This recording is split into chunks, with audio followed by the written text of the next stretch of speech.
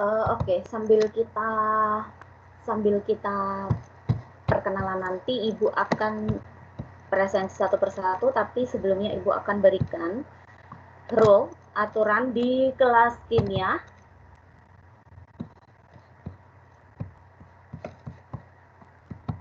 Kalian bisa lihat tampilan layarnya Bu Erna? Bisa. Bisa. Oke. Bisa. Nah, pertama adalah pembelajaran kimia itu dimulai dan dilaksanakan tepat waktu sesuai jadwal. Jadi kalau jam 8.30 berarti ya 8.30. Kemudian, toleransi terlambat hanya 5 menit dari jadwal dimulainya tatap muka secara virtual, tapi ini kondisional jaringan, jadi Ibu tidak memaksakan, tapi kalian juga harus berusaha, karena Bapak Ibu juga berusaha semaksimal mungkin supaya bisa mengajar kalian dengan jaringan yang stabil. Yang kedua, waktu yang digunakan untuk setiap tatap muka secara virtual maksimal hanya 40 menit, tapi ini sangat kondisional. Kenapa kita setting hanya 40 menit? Karena kita menyadari kebutuhan masing-masing anak itu berbeda, latar belakang masing-masing anak berbeda, artinya bahwa kita membutuhkan kuota. Ya, kalau semakin lama kita virtual meeting, maka akan semakin banyak menyedot kuota. Dan masing-masing kemampuan siswa untuk membeli kuota itu juga berbeda-beda. Kemudian sisanya, jadi kalau kita ada 90 menit, otomatis 40 menit sebagai virtual, kemudian sisanya adalah pembelajaran melalui chat online atau penugasan. Wajib memakai seragam sekolah dan menghidupkan kamera. Silakan sekarang kameranya dihidupkan semuanya selama tatap muka virtual sebagai bentuk presensi. Jika kameranya dimatikan tanpa alasan yang jelas, maka dianggap alfa. Presensi akan Ibu download secara otomatis setiap pertemuan melalui aplikasi Teams oleh Bu Erna secara langsung. Nah, seluruh tugas yang nantinya akan diberikan selama semester 1 dikumpulkan melalui link pada aplikasi OneNote. Sudah pernah mengumpulkan tugas melalui aplikasi OneNote? Sudah atau sudah ya? Oke, bisa. Nanti linknya akan Ibu berikan. Ini akan Ibu edit, Ibu berikan linknya. Silakan bertanya apapun jika masih kurang paham tentang materi ataupun aplikasi Teams. Oke.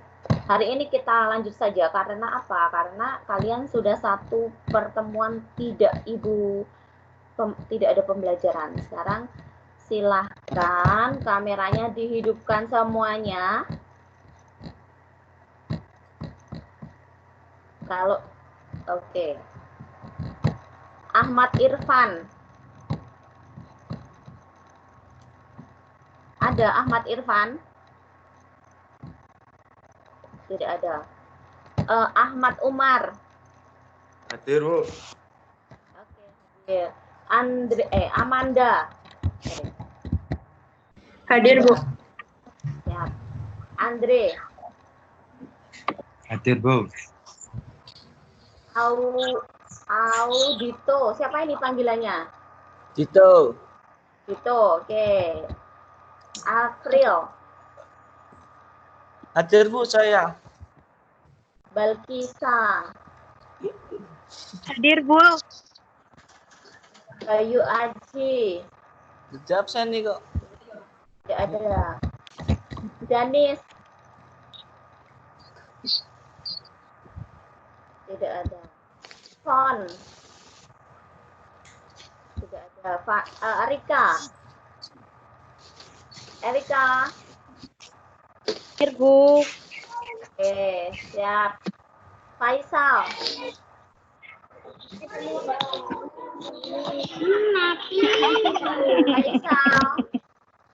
Faisal. Tidak ada. Faisal tidak ada. Fandi. Hadir, Bu. Fani. Hadir, Bu. Siap.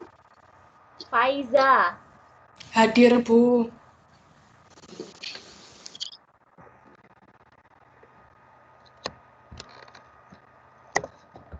Ca.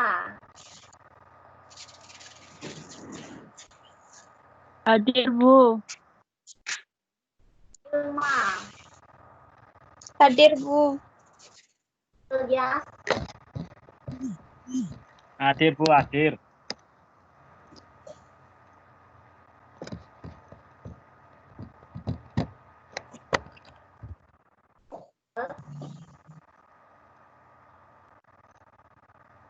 Iqbal? Iqbal ada tapi belum ini. Ada? Hadir, Bu. Oke. Videonya dihidupkan Iqbal. Amar. Sudah. Amar tidak ada. Ariel. Hadir Bu, hadir. Java. Danis hadir, Bu. Telat. Siapa? Danis. Oke, Dava. Halo Dava. Dava sudah ada tapi kok ini. Naufal.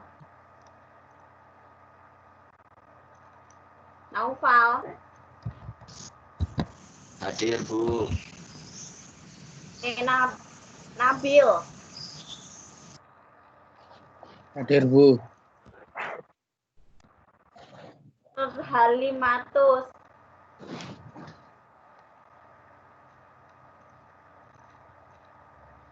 Tidak ada. Ovira. Hadir, Bu. Ania.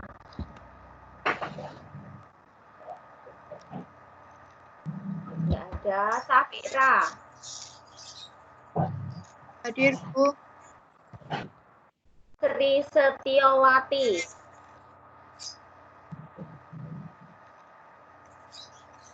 Hadir, Bu. Ada? Oke. Oni. Hadir, Bu. Oni Faiz. Hadir, Bu.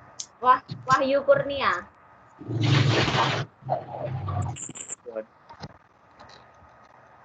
Hadir ya. Wahyu mana? Wahyu nggak ada. Bu Rahmania Yuliartu. Hadir, Bu. Rahmania. Oke. Ya, nanti Ibu download attending list-nya.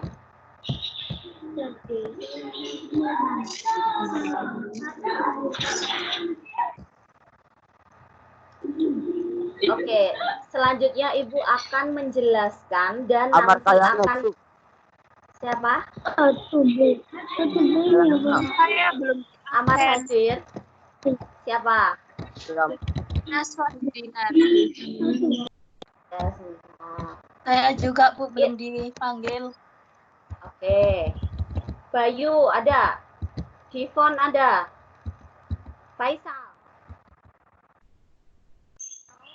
Ada Naufal. Apa? Nur Halimatus ada. Nur Halimatus hadir. Ah. Siapa yang belum dipanggil? Wahyu Kurnia. Naswa ini. Naswa. Nomor berapa? Wahyu. Oke. Wahyu hadir, Bu. Oh, itu presensi baru gitu toh, pindahan dari IPA. Iya, Bu. Iya. Oh, oke. Tulis di chat nanti Ibu akan berikan ini. Ini memang presensinya sepertinya Bu Erna belum revisi ya. Oke. Oke, thank you. Nanti daripada mau nyita waktu ya, nanti Ibu ini download secara otomatis kok.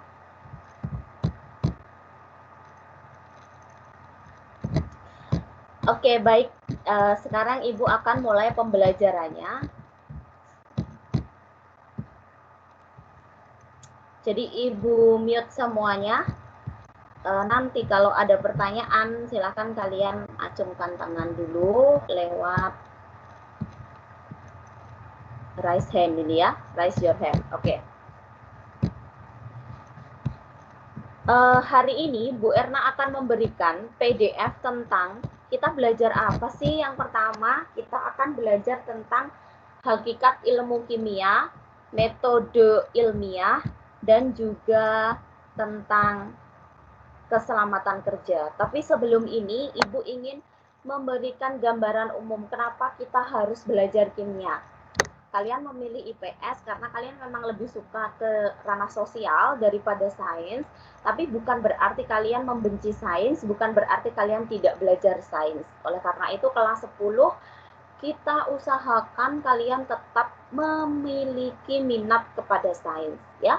Setidaknya di awal Ibu sudah terangkan, Ibu Erna nggak meminta kalian pinter kimia, but I wish that you like kimia, ya. Kalian semua suka kimia dan bisa mengikuti apa yang Ibu ajarkan, bisa menerima, bisa menerapkan, dan pada akhirnya kalian bisa mengikuti evaluasi-evaluasi yang Ibu berikan. Evaluasinya dalam bentuk apa? Bisa dalam bentuk ulangan, bisa dalam bentuk kuis, bisa dalam bentuk tugas-tugas. Walaupun kondisi kita terbatas seperti ini, Nak, Ibu harapkan kalian tetap semangat belajar. Jika ada kesulitan, tanyakan kepada temannya. Kalau tidak bisa, tanyakan kepada gurunya, ya. Ibu Erna menerima semua pertanyaan tentang materi misalnya kalau tidak bisa, atau kesulitan-kesulitan, ya. Oke. Kita belajar tentang kimia, kita belajar tentang sains dulu. Bisa melihat slide yang Ibu tampilkan? Bisa. Oke, good. Silahkan di mute lagi. Jadi kita mengenal sains dulu. Apa itu sains? Ya, sains kalau di dalam bahasa ilmiah, bahasa sehari-hari, ilmu pengetahuan alam misal. Nah, sebenarnya pengertian sains, kalau Bu Erna menyadur dari Wikipedia, ada pengertian sains yang sudah digambarkan secara baik, ya. Dalam bahasa Inggrisnya, science is a systematic enterprise that builds and organize knowledge in the form of testable explanation and prediction about the universe, ya. Jadi sains itu adalah sesuatu yang sistematik, yang membangun dan mengorganisasi pengetahuan, ya. Sistematik membangun dan mengorganisir pengetahuan dalam bentuk sesuatu yang dapat diuji, testable, yang dapat menjelaskan dan memprediksikan tentang alam semesta. Jadi, kita sebagai makhluk hidup yang dinamakan sebagai manusia, otomatis kita tidak pernah lepas dari alam semesta. Oleh karena itu, Ibu Erna tekankan, walaupun kalian anak sosial, kalian tidak boleh menutup mata terhadap ilmu pengetahuan yang lain. Jadi, sains itu kita belajar tentang sesuatu yang sistematis, ya. Sifat-sifat sains itu kalian bisa lihat sesuatu yang sistematis. Tentunya sistematis itu tidak boleh sembarangan. Nah, harus seperti apa? Harus menggunakan metode ilmiah. Metode ilmiah itu apa? Akan kita bahas nanti. Kemudian ada kata-kata testable atau dapat diuji. Dapat diuji dengan cara apa? Dengan cara percobaan ilmiah. Makanya di dalam kimia itu ada bagian-bagian yang kita tidak bisa hanya teori saja, tetapi harus percobaan. Yang ketiga, this is the good point of science, ya. This is the hardcore. Jadi inti dari sains itu yang poin yang ketiga ini. Sains itu dapat menjelaskan dan meramalkan. It's not about horoskop atau zodiak, ya, atau ilmu tarot. Bukan seperti itu, ya. Jadi sains itu dapat menjelaskan dan meramalkan berdasarkan apa? Berdasarkan gejala-gejala dan fenomena alam. Oleh karena itu ilmu pengetahuan itu berkembang. Ilmu pengetahuan sains maupun ilmu pengetahuan sosial berkembang. Karena apa? Karena ilmu-ilmu itu dapat menjelaskan dan meramalkan. Mungkin saja di dalam perkembangan ekonomi itu juga bisa memprediksikan dan meramalkan bagaimana keadaan ekonomi Indonesia pada tahun 10 tahun yang mendatang. Nah, begitu pula dengan ranah dari sains. Sains itu bisa meramalkan, bukan karena dia sebagai peramal, bukan, tapi karena melihat gejala-gejala dan fenomena-fenomena yang terjadi. Berikutnya.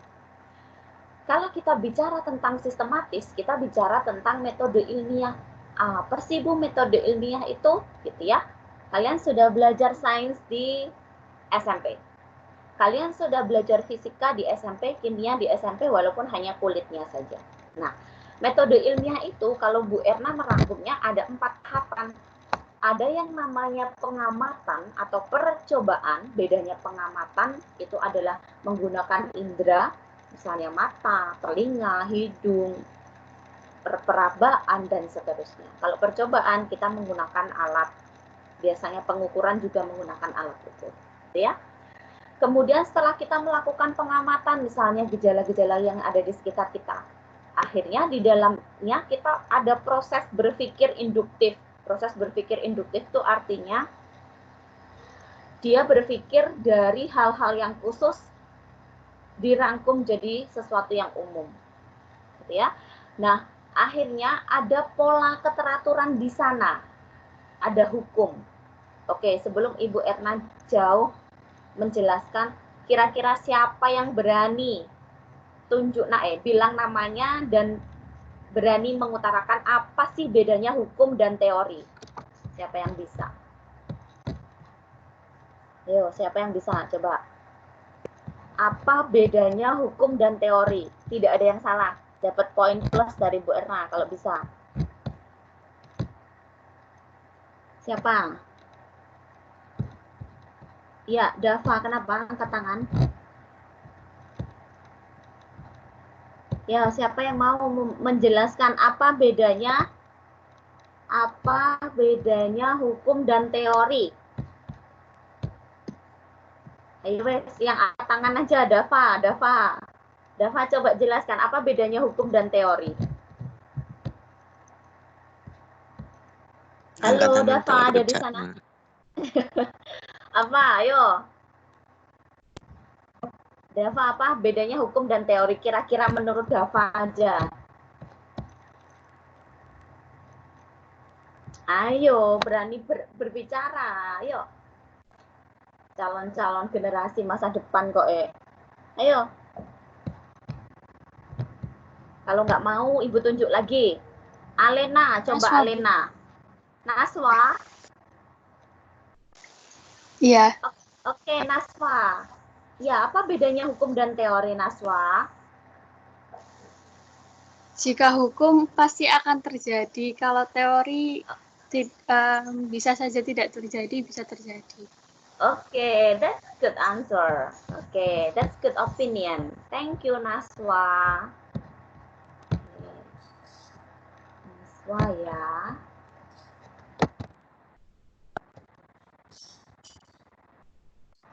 Good.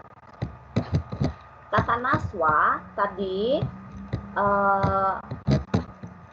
kalau hukum itu sesuatu yang sudah pasti, tapi kalau teori mungkin saja masih diragukan, gitu ya.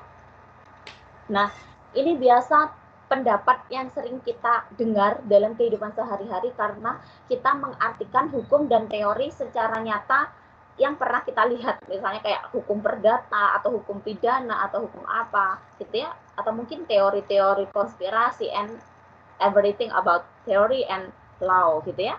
Nah, sebenarnya kalau dalam bahasa ilmiah, bahasa sains, hukum dan teori itu penjelasannya tidak seperti itu. Tapi bukan berarti jawaban mahasiswa salah, tidak. Tapi secara ilmiah, apa bedanya hukum dan teori?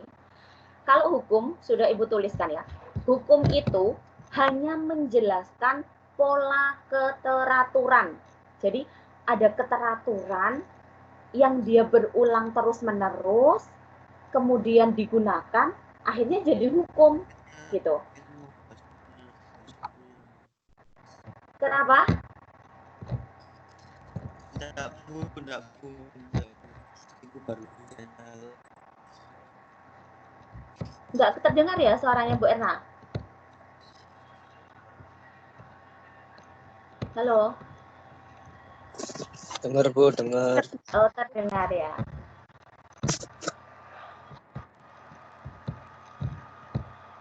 Oke, Ibu lanjutkan. Dia hanya sebatas mengetahui pola keteraturan saja, itu namanya hukum.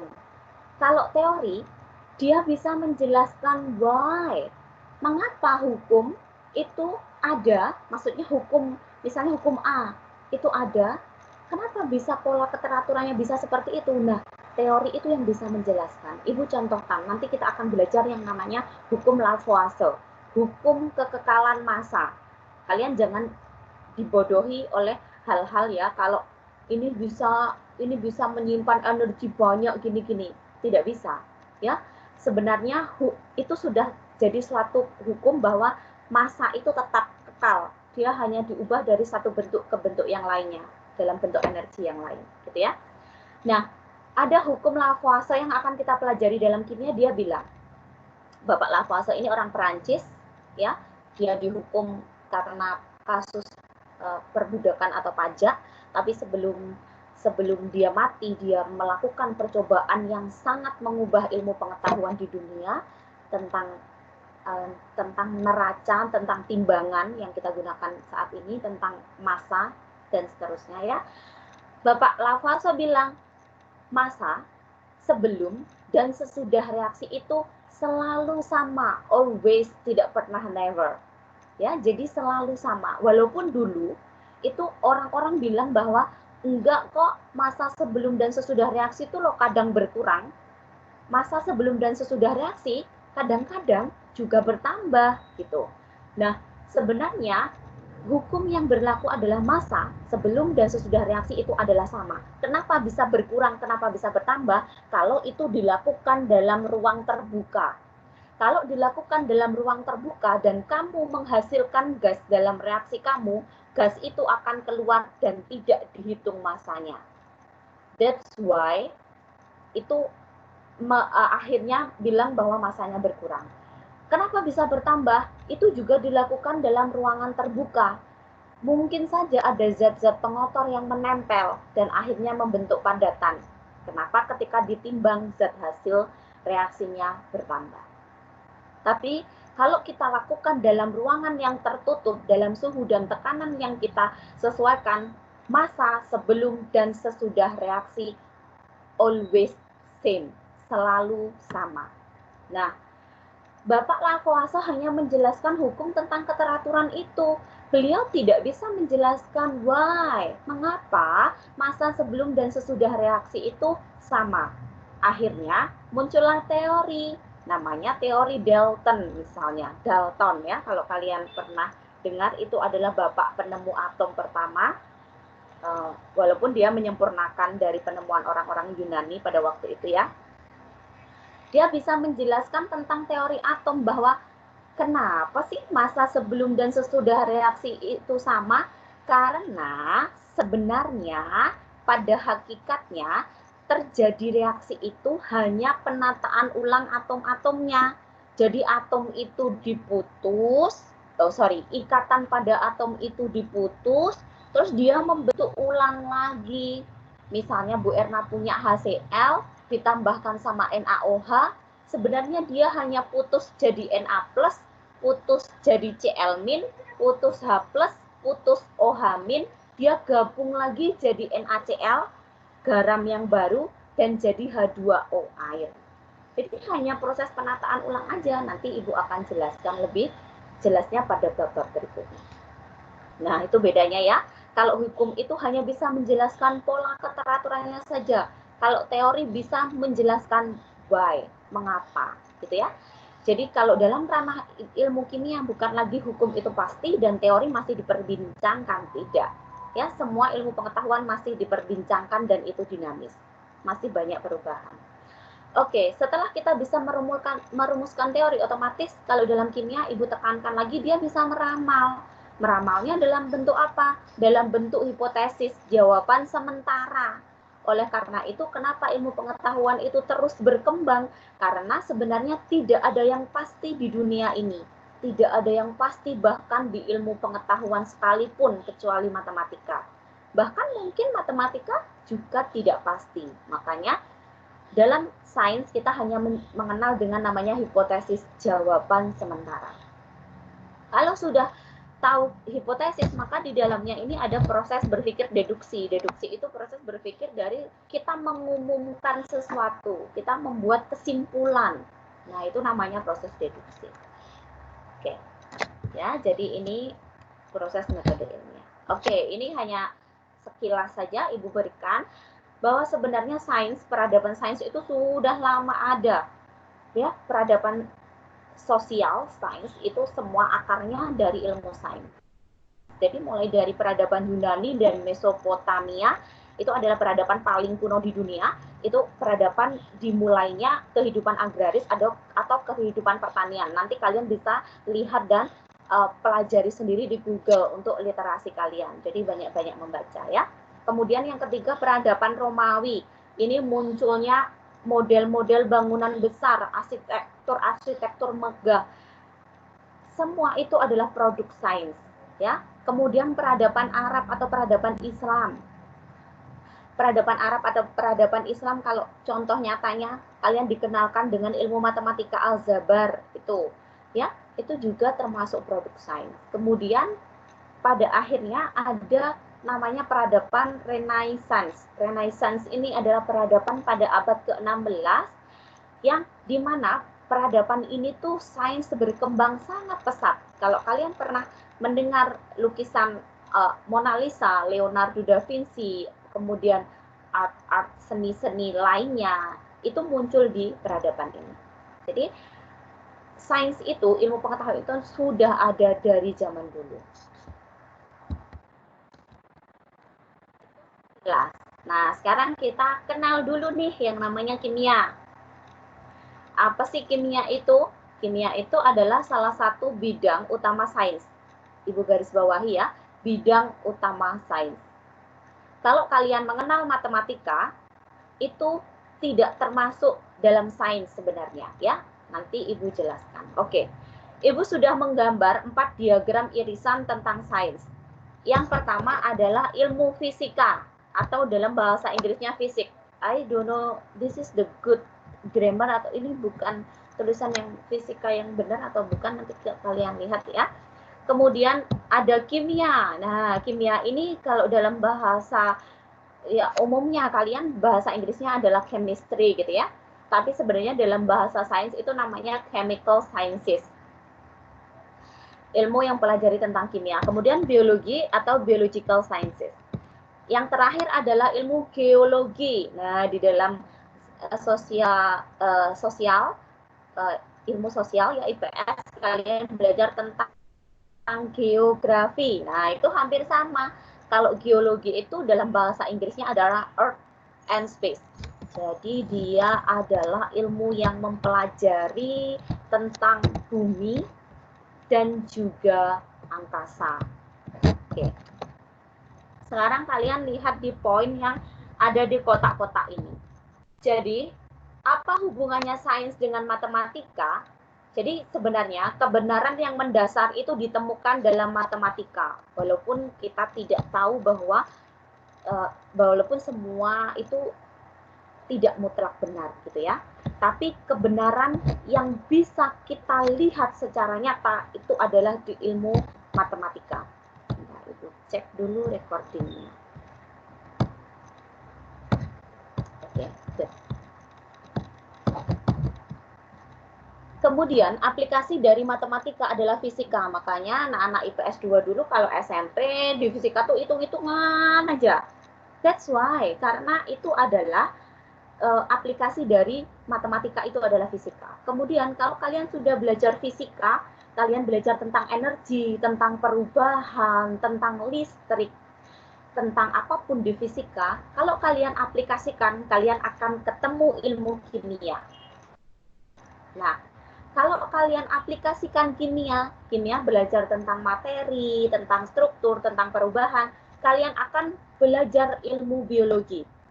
Kalau kalian mengaplikasikan ilmu biologi, kalian mengaplikasikannya dalam kehidupan, ya. Jadi tidak ada yang sia-sia kita belajar ilmu pengetahuan. Pada akhirnya itu semua akan kita gunakan dalam kehidupan kita. Bu, nanti loh saya mau jadi akuntan terkenal, saya nggak perlu udah ilmu kimia begini, apalagi fisika, apalagi biologi, apalagi geologi gitu. Nah, I know Bu Erna sudah mengenal mengenal sekolah, kuliah lebih dulu dari kalian, ya. Bu Erna juga belajar tentang teori-teori dan pada akhirnya Bu Erna bekerja juga teori itu mungkin yang digunakan hanya 20 sampai 80% gitu ya. Tergantung dari bidang pekerjaan apa. Tapi apa sih sebenarnya yang kita cari dalam ilmu pengetahuan itu adalah pola pikirnya. Pola pikir seorang yang berpendidikan, yang punya ilmu pengetahuan akan berbeda dengan pola pikir mereka yang tidak mengenyam bangku pendidikan. Bukan berarti Bu Erna mendiskriminasi orang-orang yang tidak sekolah, tidak.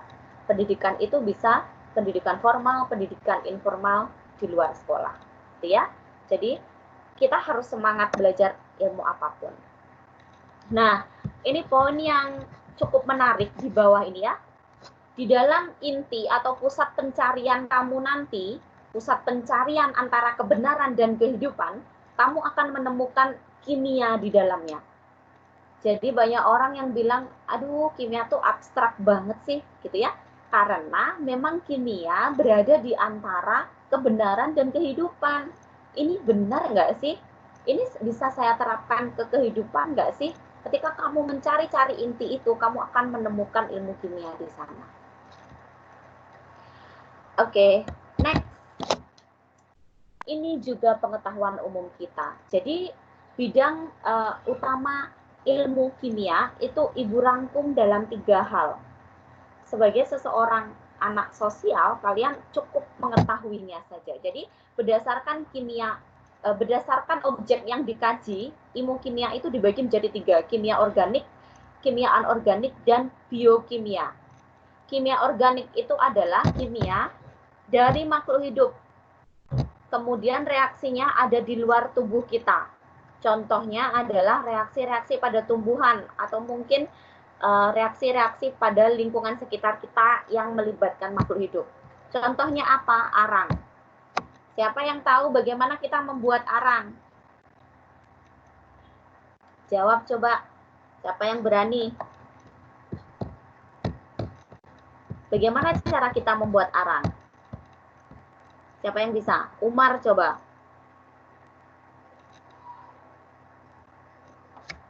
Halo? Halo? Ayo, Bu Erna terangkan, nanti kalian rebahan meninggalkan kelas. Halo? Coba, Amanda. Bagaimana kita memperoleh arang? Videonya dihidupkan, kalau tidak Ibu beri alfa semua. Kalau videonya tidak dihidupkan. Saya tadi belum presentasi. Oke. Bagaimana cara kita membuat arang?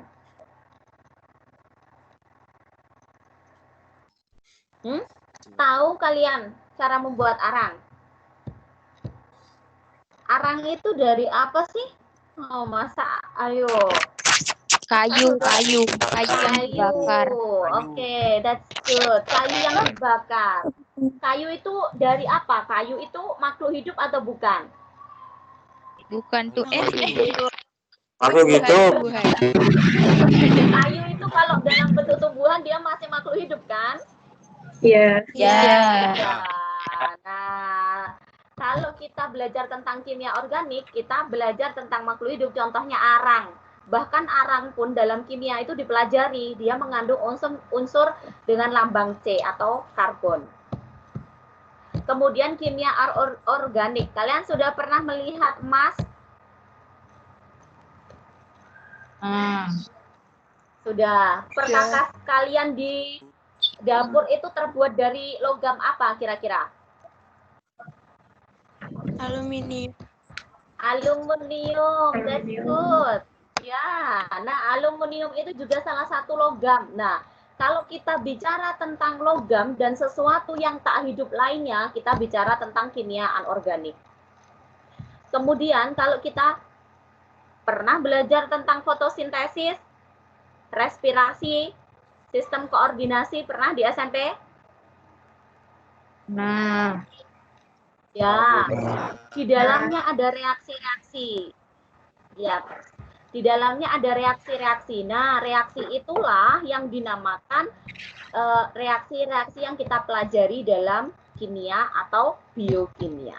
Ya, jadi ada 3 ranah besar. Apakah nanti di SMA kita belajar seperti ini, Bu? Ya, kita belajar yang inti-intinya, yang kulit-kulitnya, gitu yang bisa diterapkan dalam kehidupan sehari-hari. Oke, selanjutnya.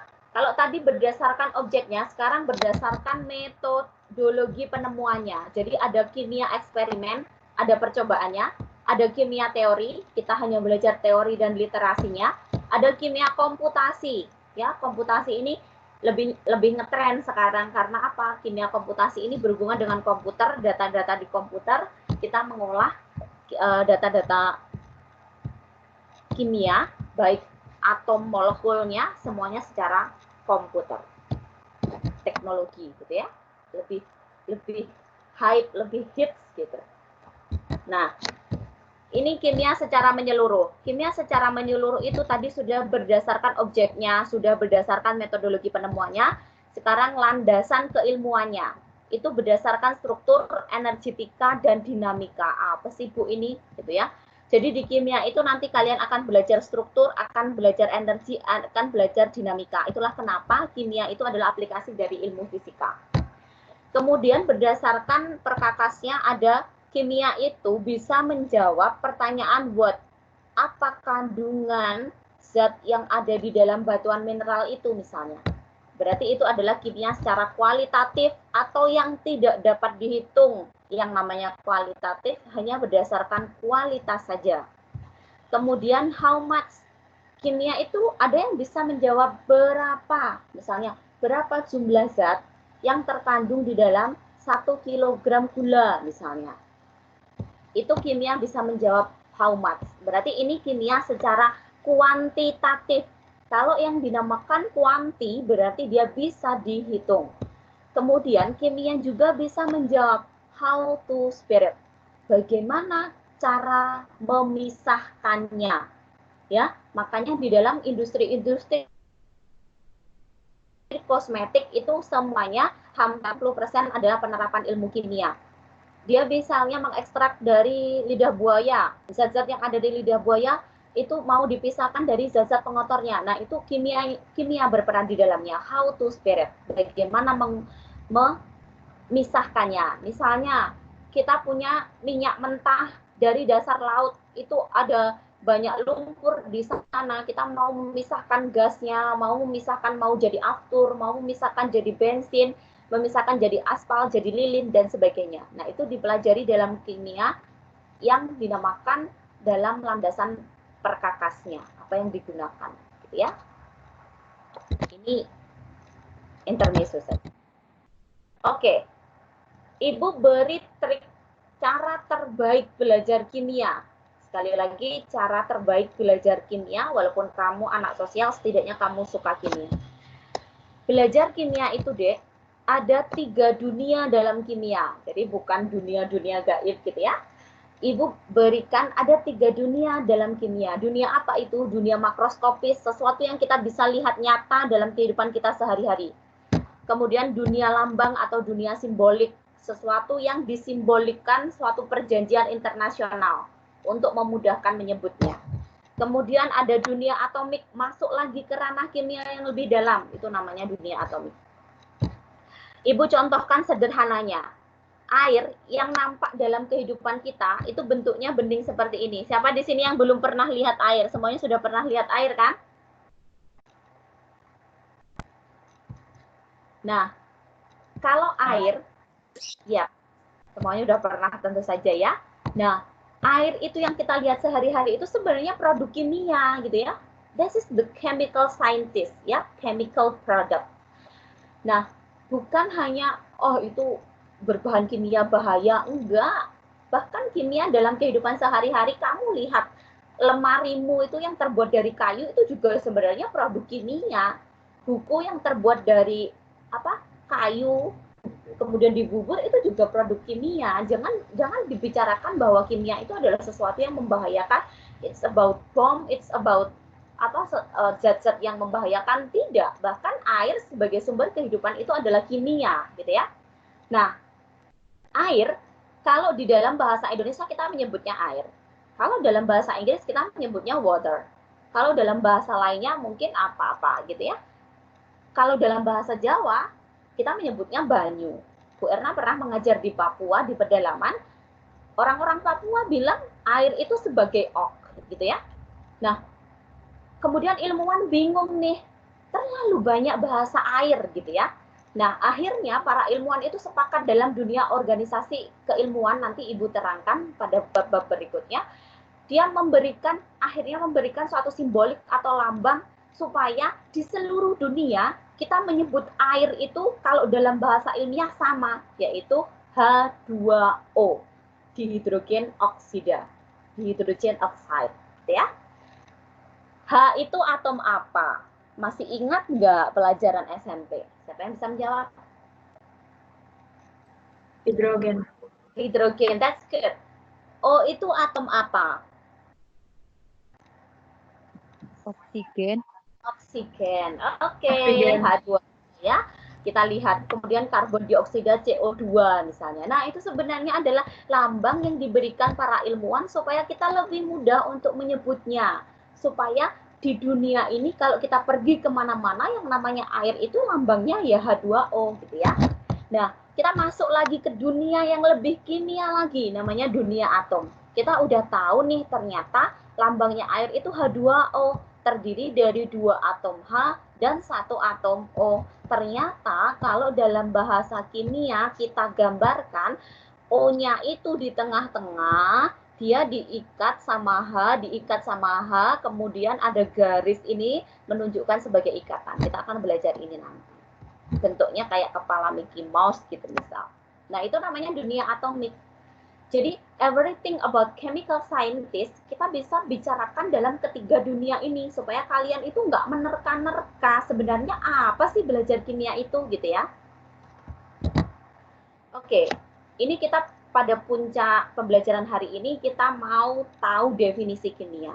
Jadi, kimia itu sebenarnya adalah ilmu yang mempelajari tentang apa? Pertama, tentang materi. Siapa yang masih ingat definisi materi? Ibu kasih poin plus, sebut nama.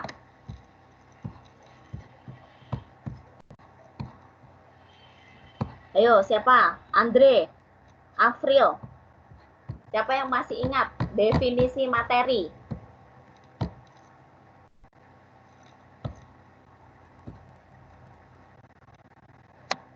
Siapa yang masih ingat definisi materi? Apa itu materi? Ayo. Apakah itu uang atau apa? Apa itu materi? Waktu SMP dulu. Meja itu disebut materi. Disebut materi, rambut kita disebut materi. Apa itu materi?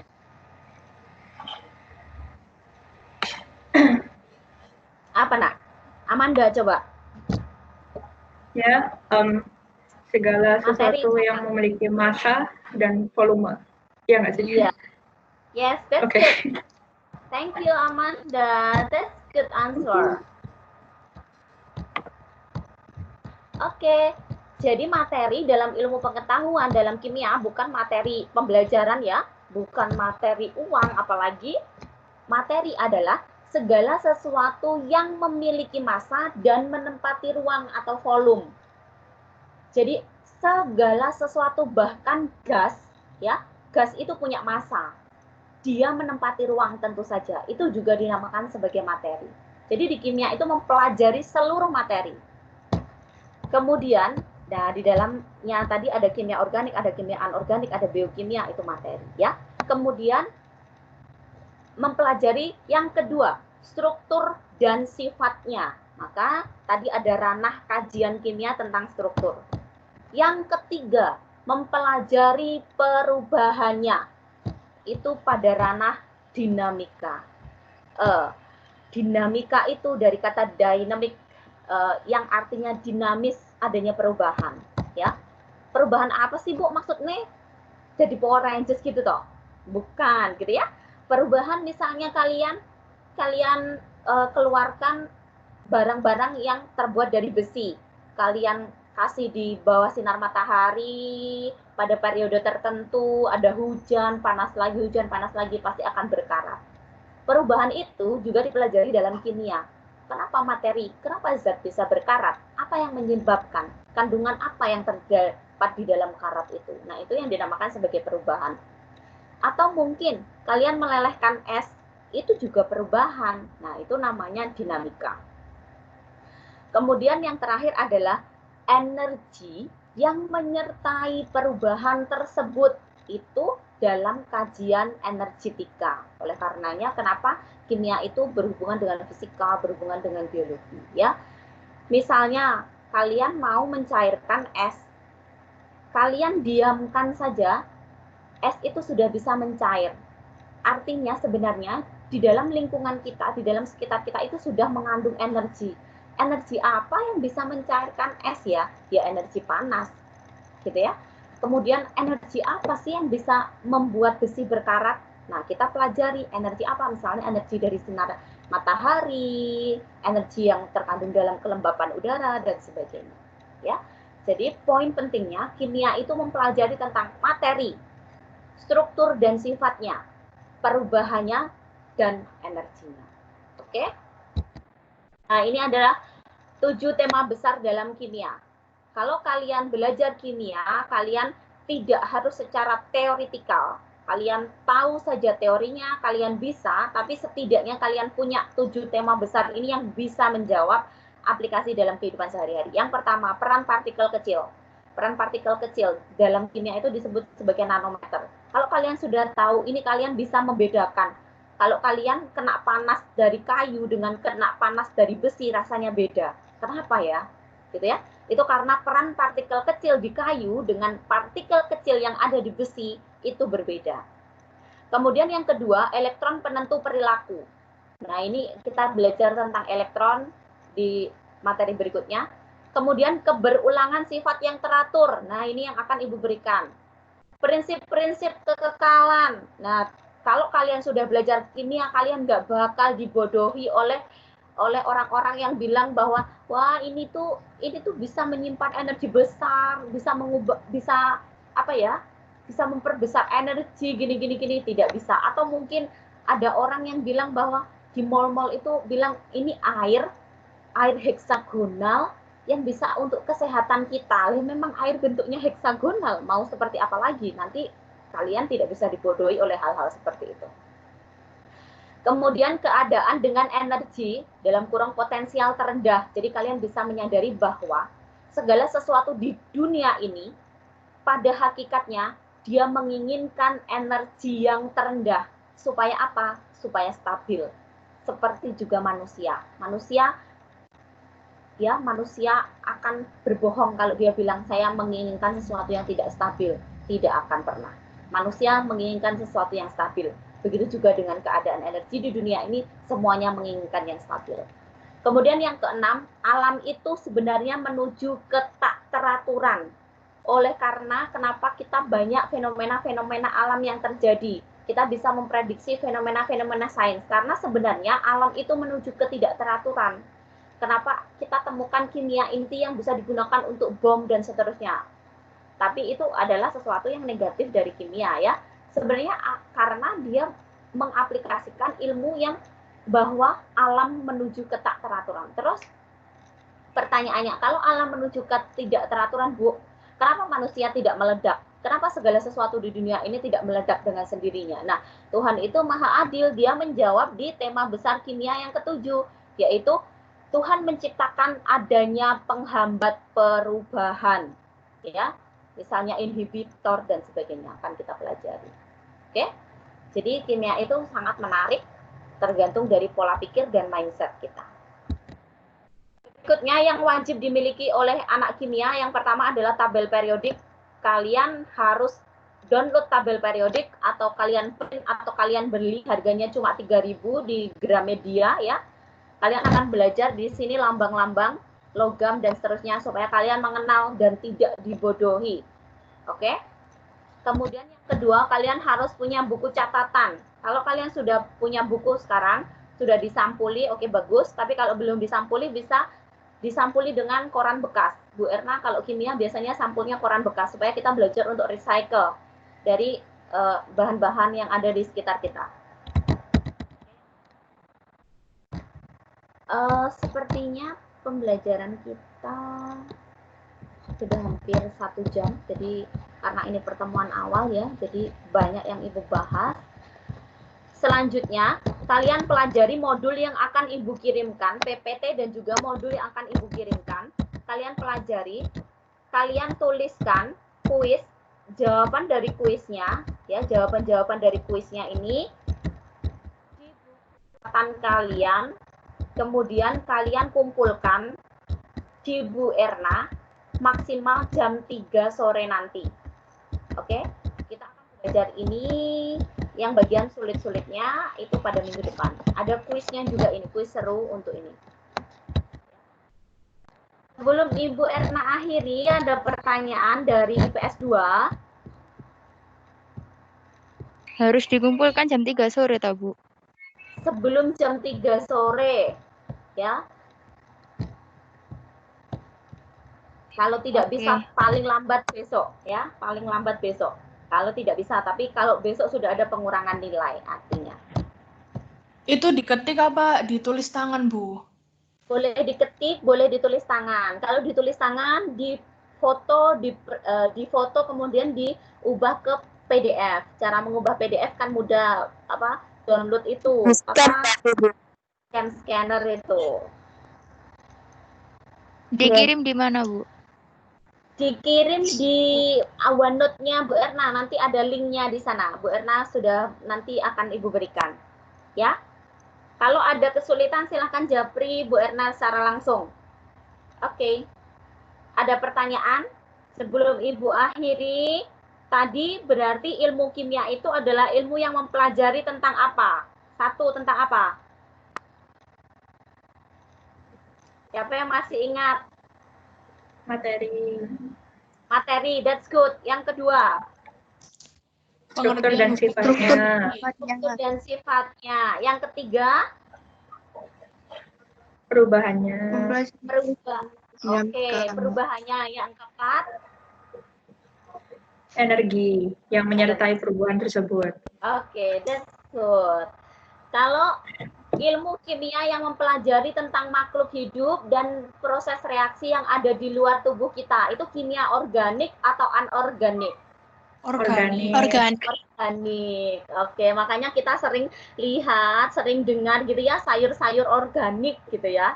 Nah, sebenarnya sayur organik itu adalah sayur yang tidak membutuhkan pupuk buatan dari pestisida. Dia pupuknya dari makhluk hidup. Makanya organik itu berasal dari kata organ yang artinya makhluk hidup. Gitu ya. Oke, thank you IPS 2. Semoga kalian tetap semangat ya belajarnya.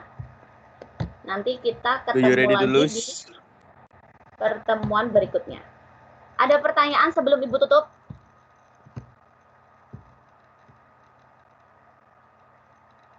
Tidak ada? Oke, thank you. Selamat pagi. Oke, Bu. Sampai Mamang. Oke, Bu.